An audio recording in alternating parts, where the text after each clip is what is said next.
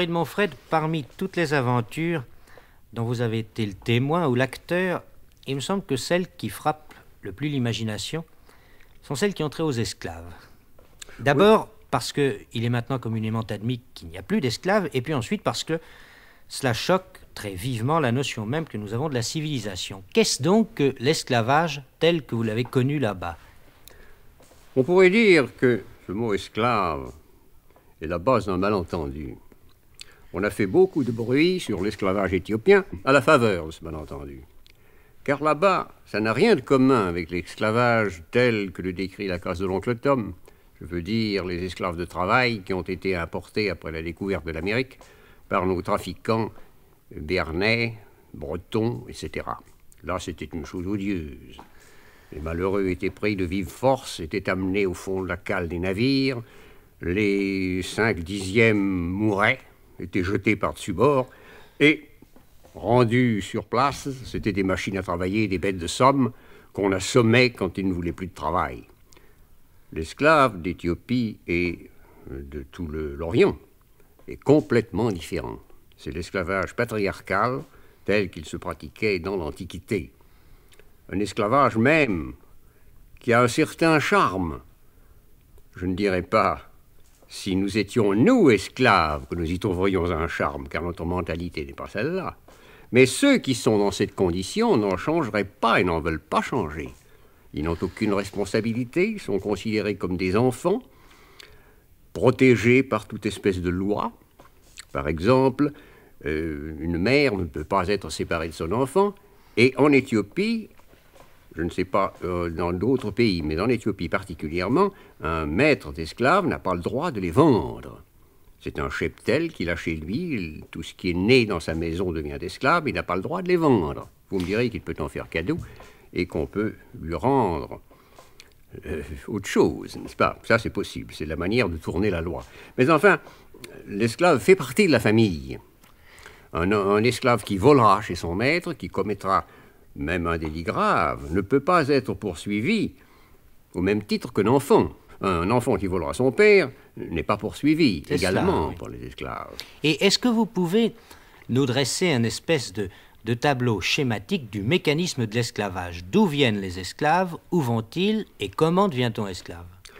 Oui, eh bien, les esclaves, une grande partie, ce sont des prisonniers de guerre. Dans une bataille, je parle de l'Éthiopie, en ce moment-ci, de l'Afrique, oui, parce que c'est le lieu d'exportation. C'est là le centre, en somme. Les esclaves de travail, les hommes, ce sont des prisonniers de guerre.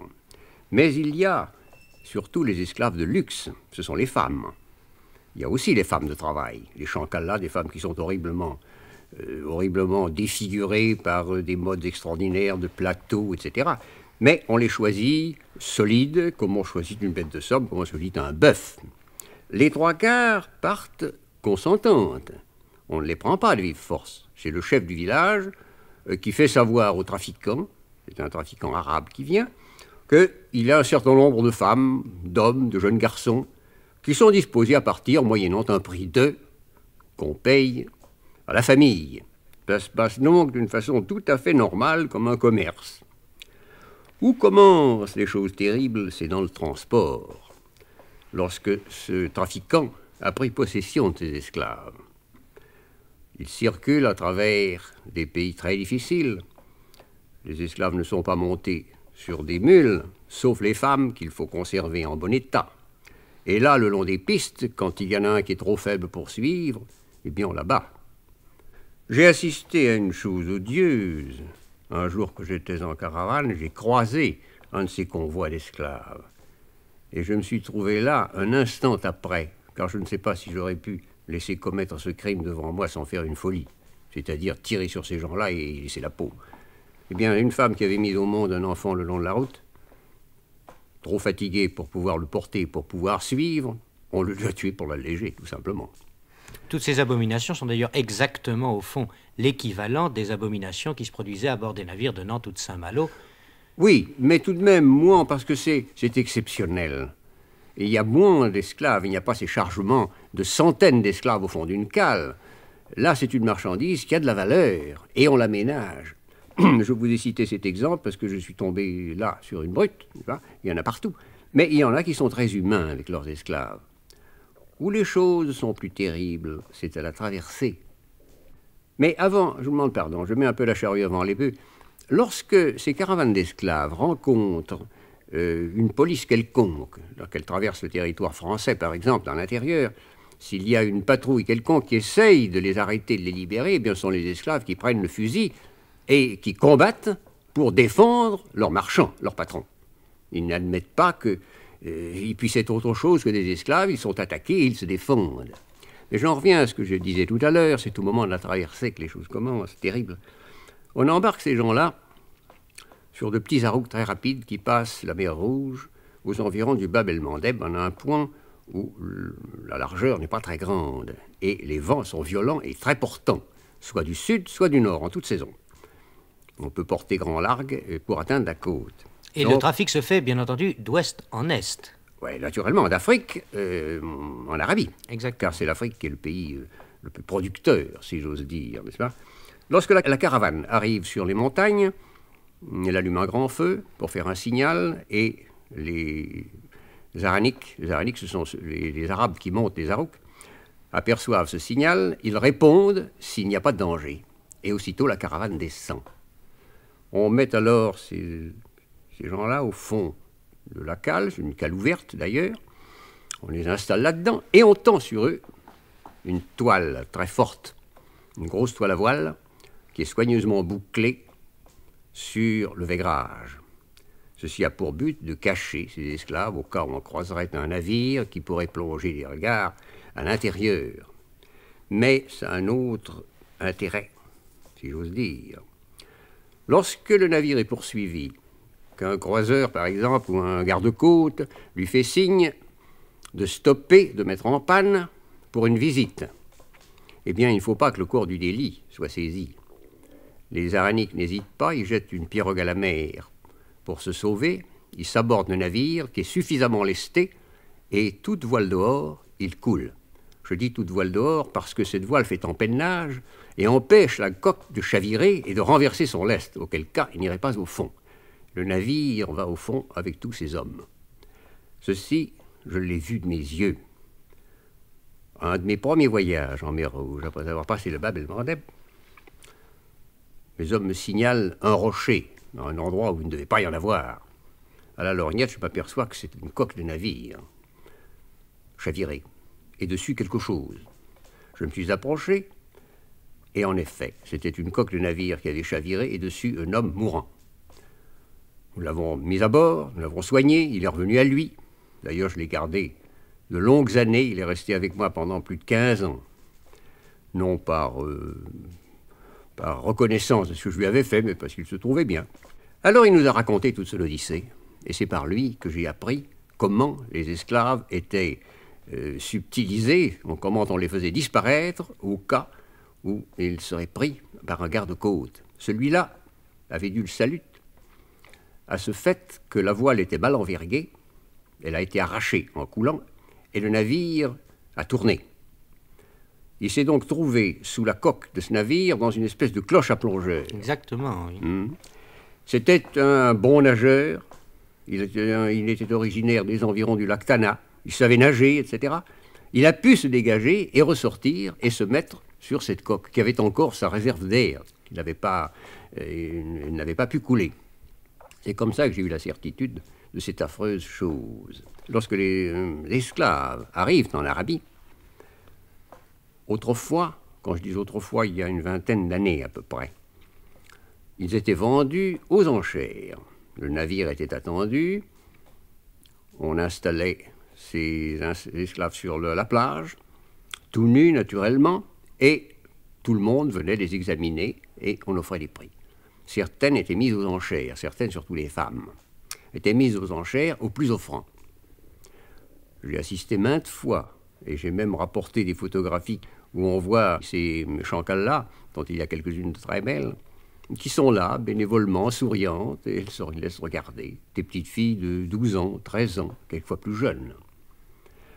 Mais il y a un autre genre d'esclaves, ce sont les enfants, qui sont très recherchés, les petits mâles, pour faire des eunuques. Je crois que ça se pratique encore. On a changé de lieu. Tout se passait à Tadjoura, autrefois, dans notre colonie française, à quelques milles de Djibouti. Ça a dû cesser depuis environ une vingtaine d'années, 25 ans. Mais ça se pratique encore au village de Sagallo, j'en ai à peu près la certitude. Là, c'est une chose assez rare, parce que pour postuler à cette situation d'eunuque, il faut des conditions très spéciales, que l'enfant soit beau, soit bien fait, présente une certaine intelligence, etc. On se demande pourquoi. Eh bien parce que les riches arabes ont toujours comme homme de confiance, comme caissier, comme intendant, un eunuque, un esclave eunuque. Vous allez chez un riche arabe, vous avez quelque chose à payer, il appelle l'eunuque, c'est l'eunuque qui vous paye, c'est l'eunuque à qui vous payez, etc. C'est en somme le fondé de pouvoir du monde arabe dans cette région. C'est le fondé de pouvoir. L'eunuque même, avant cette situation qui ne lui échoit que lorsqu'il a un certain âge, l'âge de raison, n'est-ce pas? Quoiqu'on admet que l'eunuque, ne connaissant pas les femmes, ne doit jamais perdre la raison dans ce pays-là, du moins on pense ainsi, n'est-ce pas? Eh bien, j'en reviens à ces enfants. Le père, quand il a réussi à en vendre un à ses fins et payé royalement, ça vaut à peu près 10 fois plus qu'une femme, si belle soit-elle. Le gamin doit avoir 7 à 8 ans, être vierge, c'est, paraît-il, une condition indispensable. Il est amené à Tadjoura, qui a la spécialité de ces opérations à cause de son sable. Il y a sur la plage un sable noir, du sable de basalte, qui s'échauffe au soleil à des températures énormes et qui doit être stérile à cause de ça. Un sable sur lequel vous ne pouvez pas poser les pieds quand il y a du soleil. On creuse à l'avance un trou conique, pendant 24 heures, se chauffera au soleil, donc sera stérilisé, je suppose. Et on amène l'enfant à bord de ce trou. C'est là que le sorcier, tout simplement, avec une djembia très tranchante comme un rasoir, coupe tout ce qui doit être coupé. Sans aucune précaution, autre que de verser du beurre bouillant sur la plaie. Et l'enfant est immédiatement enterré dans le sable jusqu'à la poitrine. Il est donc impossible de faire un mouvement. Le sable absorbe les éliminations d'urine. Ah, mais j'oublie de dire, on place dans l'urètre un petit roseau pour qu'il n'y ait pas contraction, gonflement et qu'il ne puisse pas uriner. Et alors, dans le sable, il peut uriner parfaitement, le sang est arrêté, et au bout de 8 jours, s'il n'est pas mort, on le tire de là et il est en voie de cicatrisation. Vous dites s'il n'est pas mort, car je suppose effectivement... Il y a une mortalité d'environ 3 sur 5.